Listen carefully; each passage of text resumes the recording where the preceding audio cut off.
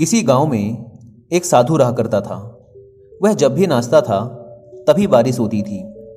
इसलिए गांव के लोगों को जब भी बारिश की ज़रूरत होती तब यह लोग उस साधु के पास जाते और उनसे अनुरोध करते कि वह नाचे, और जब वह नाचने लगते तो बारिश जरूर होती थी।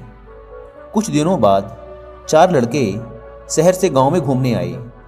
जब उन्हें यह बात पता चली कि किसी साधु के नाचने से बारिश होती है तो उन्हें यकीन नहीं हुआ।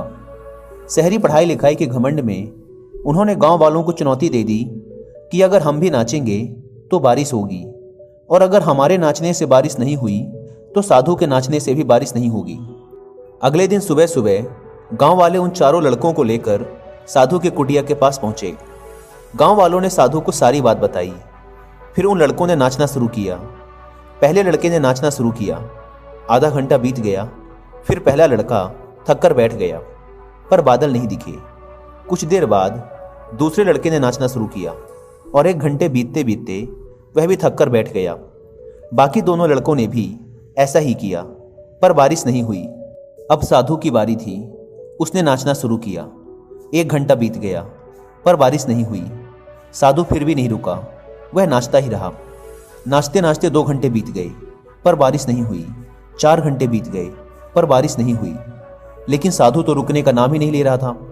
धीरे धीरे शाम ढलने लगी कि तभी बादलों की गड़गड़ाहट सुनाई दी और थोड़ी देर बाद जोरों की बारिश होने लगी। यह देखकर चारों लड़के दंग रह गए और तुरंत साधु से क्षमा मांगी। फिर चारों लड़कों ने साधु से पूछा, बाबा, भला ऐसा क्यों कि हमारे नाचने से बारिश नहीं हुई और आपके नाचने से बारिश हो गई? साधु ने उत्तर दिया, जब मैं नाचता हूं तो 2 बातों का ध्यान रखता हूं। पहली बात तो मैं यह सोचता हूं कि अगर मैं नाचूंगा तो बारिश को होना ही पड़ेगा, और दूसरी यह कि मैं तब तक नाचूंगा जब तक कि बारिश ना हो जाए। सफलता पाने वाले में भी यही गुण विद्यमान होता है। वे जिस काम को भी करते हैं उसमें उन्हें सफल होने का पूरा भरोसा होता है, और वह तब तक उस काम को करते हैं जब तक कि उसमें सफल ना हो जाएं।